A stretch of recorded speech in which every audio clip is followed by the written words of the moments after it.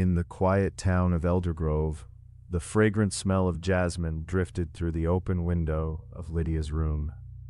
It was the kind of warm summer evening that invited memories, and tonight Lydia found herself sifting through the dusty family albums, her fingers brushing over photographs of her grandmother, Eleanor. With each turn of the page, the stories Eleanor had shared with her as a child echoed in Lydia's mind. The tales of whispers in the night and shadows that moved with a mind of their own.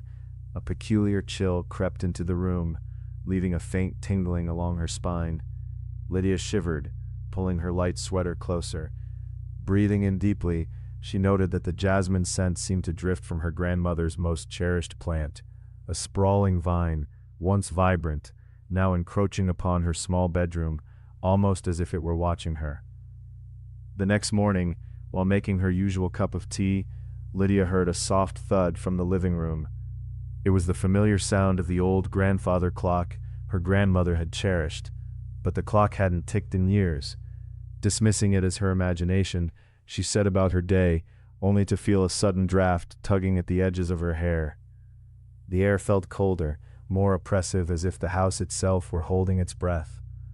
That evening, she settled onto the worn couch, flicking through television channels. The silence of the house enveloped her, heavier than a wool blanket. Just as she turned to grab a blanket from the chair beside her, she caught sight of something at the periphery of her vision, a flicker of white fabric, vanishing into the hallway. The sight sent a jolt of anxiety racing through her. The house was becoming unsettlingly familiar. With each passing moment, whispers danced just beyond her hearing. They were in the creaks of the floorboards and the whispering curtains, entangling her thoughts like twisted ivy. Lydia could have sworn the jasmine scent was now stronger, suffocatingly sweet, mingling with a faint, acrid burn that she could not place. As dusk set in once again, she closed her eyes, hoping for rest, but finding only visions of her grandmother's past tales, of spirits that would rise to reclaim their place. Then came the unmistakable sound of her name, floating gently through the air, yet echoing from behind closed doors and ancient walls.